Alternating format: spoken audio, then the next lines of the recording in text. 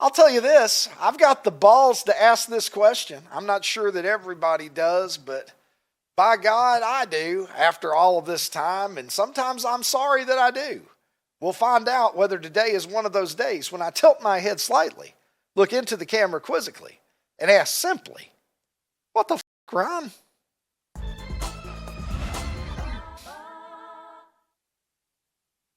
Well, Ricky, we have a theme. Today's theme is candy. We're going to do a little callback. So a couple weeks ago, like candy. And you like callbacks. So a couple weeks ago, we talked about the Kit Kat truck vanishing Yes. from Earth. Ooh, you got an update on that, huh? Earth I'm in excited. Europe. Well, it's not exactly an update on what happened there, but Kit Kat, to their credit, has turned this into just one of the greatest marketing strategies I've ever seen. So Canada Kit Kat made a delivery, and they had, let's show this picture. They made it look like a presidential escort. So they had black SUVs surrounding it to show how important the cargo was. So I got to give him credit. This is just fantastic. That's funny. Did they have guys with sunglasses on? I hope that they did. Things out of their ears. Pussy things out of their ears. They got to talk into their fucking yes. Collar. Yeah, all right, good for them. At what point did we start to speculate whether Kit Kat did this as a viral stunt? Remember how people were like, "Oh, new Coke." Yeah, yep. Coke planned that. A lot of people think. Yeah. Speaking of callbacks.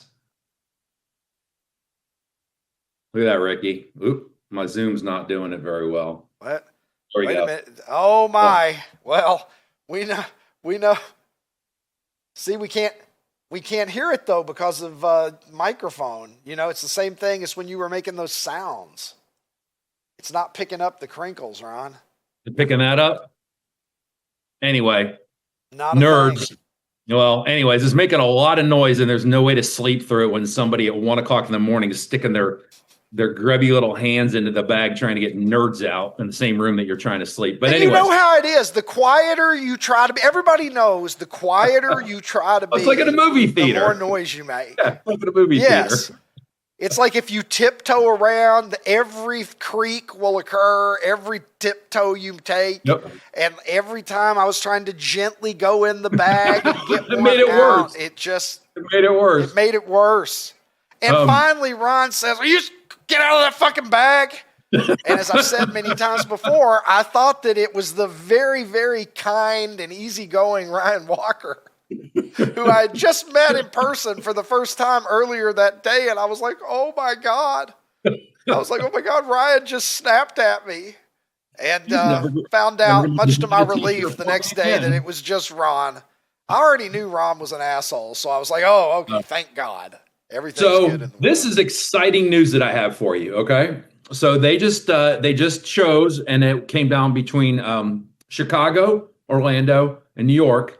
The Candy Hall of Fame is going to be put in Chicago starting next year down at the Magnificent Mile. Yeah, baby. Woo! Let's do it. I think that they should have at least a corner, maybe a wing that's curated by the Super 70s guy. I think it would be fantastic if you somehow got involved with this. So tell me, top 3 candies of all time. Your top 3 favorite candies of all time.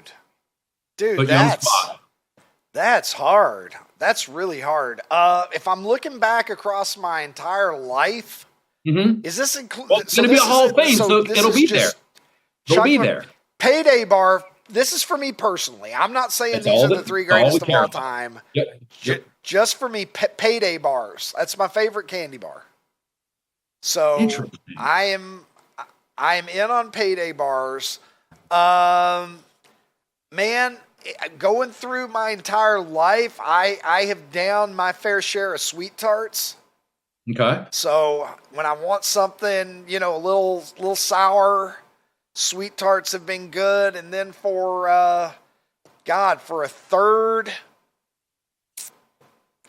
maybe You ever have a cowtail?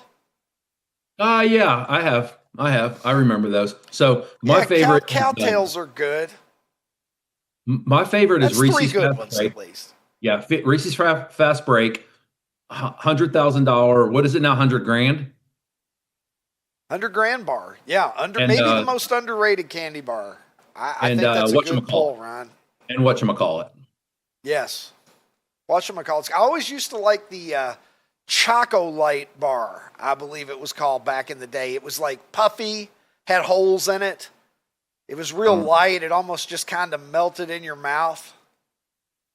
They stopped making it like probably in the early 80s. Yeah. But you know what I'm talking about? You have seen chocolate before that like you pop it open and it's got all kinds of whole bubble, like air bubbles in it. I'll see if I can find a well, you know where a picture of it in. You know where we might find it? You know where we might find it? The Candy Hall of Fame in Chicago. Maybe at the Candy Hall of Fame in Chicago, Illinois. Mm-hmm. I wonder like how they should do it like they do athletes. It should just be like they should induct so many every year. Yeah. Yeah. First ballot Candy Hall of Famer. And then we could argue. We could argue about it. Yeah, we could debate it. We could have Tim Kirchin back on the program, and we could just like go through the relative merits. Could there be like a candy veterans committee? You know, where if the writers don't elect you, then, you know, eventually like 16 people go in a room and try to determine if you're worthy. Maybe what if a certain candy broke the rules? What would be the Dale Murphy of candies, you know? That what if is unjustly kept out? Or, you know, maybe there's a candy that breaks the rules and they're like not going to be allowed in the Hall of Fame, and they should be. Yeah. What if the Kit Kat scandal turns out to be actually perpetrated by Kit Kat? Yeah. And then they've violated, you know, basically like the character clause of the Candy Hall of Fame. The morals clause. Mm-hmm. And so Kit Kat gets a lifetime ban. Yeah. I'm interested to see how it plays out. Yeah, looking forward to it. You know what? I'm hoping that maybe I'm in Chicago sometime and you decide to go to the Candy Hall of Fame, because you've made it pretty clear that you go into Chicago like 6 times a year, and me being here isn't important enough for you to make the trip. So. Well, okay. Here's the thing. You know, how many times have we seen each other in person? 3. Is it still just 2 different occasions? No, the first time when I met you, when you still looked like old Ricky Cobb, when we met at that bar, got a cider. That's right. When my friend and I, Eric, were pre-COVID. doing a road trip. Yeah. Then that's right. And then in Augusta. And then we did the show in Wrigley. And then the show in Wrigley. Yeah. All right. So 3 times. Yeah. So 3 different times we've been in each other's company. We've been friends for 7 years. The thing of it is, we could not find a suitable midway point. That was the problem. That's all it was. Because the traffic everything was an hour 10. Like I kept moving closer to you geographically, but it's still nothing could get you under an hour. Because like LaGrange, Brookfield, LaGrange area, those of you that know Chicago know what I'm talking about. Those are pretty much like the first stops coming out of the city. Mm-hmm. You know, like you go past those if you're going north, and you know you're in the city at that point. Yeah. So that was like that was the best suburb I could come up with, and I couldn't get you under an hour because of the traffic. Well, I'll see you in Nashville. Didn't work out for us. I'll see you in Nashville. Yes, we're playing the mini golf in Nashville. Oh my gosh! What's it called again? Pop Stroke. What's the Pop Stroke? We're doing 36. At least 36, right? At least. I mean, I just want to drink all day and maybe take an edible before I get there, and then take one while you're there. Just me, you, and Ryan. We'd go 72. As far as I'm concerned, we'll make it a real tournament. Yeah. Why not? You know, all right. I'm in. I'm looking forward to. I think that's realistic. You know, at some point in the next couple of months, I'm going to have to go down to tend to other business. So, all right, Ron, Masters Week, obviously. Rory McIlroy tied for the lead as he looks to defend his championship from last year. One thing that's for sure, and you can always take this to the bank, Augusta is making a shit ton of money. They're printing money, man, down there. Listen to this, Ron. $70 million in merchandise sales this week is the projection. And look at that, 25 million more in merchandise sales than the nearest geographic Major League Baseball team, the Atlanta Braves, than they did all of last year. And they're going to do it in 1 week, all on site. Incredible. I saw a stat that said the average person spends $1,000. And I believe it because one of the last things you just mentioned was no online sales. So when we were there, look how many people had lists of things that they were buying for their friends or family, or they were going to use for gifts.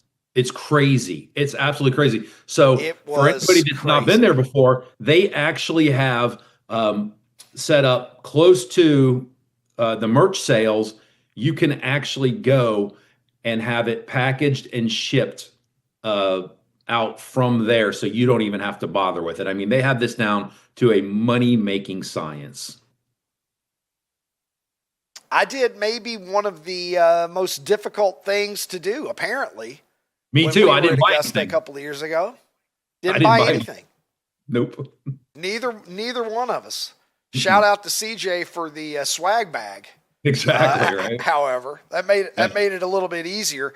All right, Ronnie. That $70 million does not include the money that will be made on concessions this week. And Ron, I know that you're a fan of the peach ice cream sandwich down there at Augusta.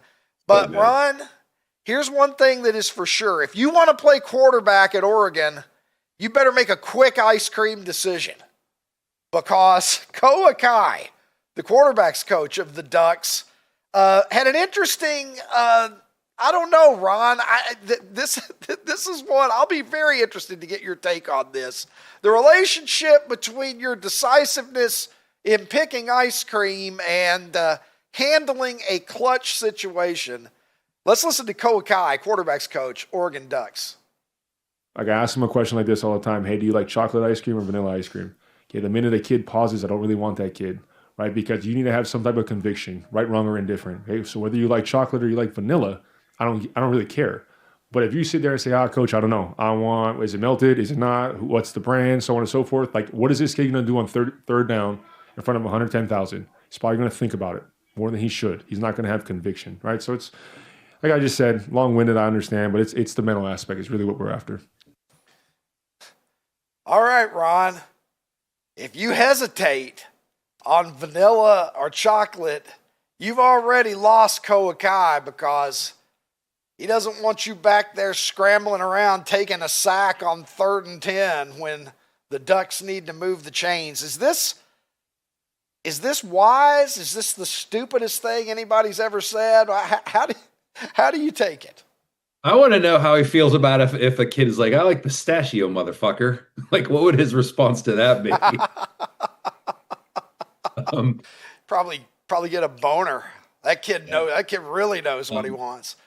Listen, coaches are psycho, like dude. Two things that coaches have nothing to do with one another. Yeah, coaches are psycho, and they come up with shit, and they, I think the old adage is, sports are a game of inches, and if you're trying to make a decision between two people, and you just think that one person just is more, adamant and defiant with their decisions, then maybe that's just a way for him to illustrate it. But listen, coaches are psycho, so they come up with this stuff.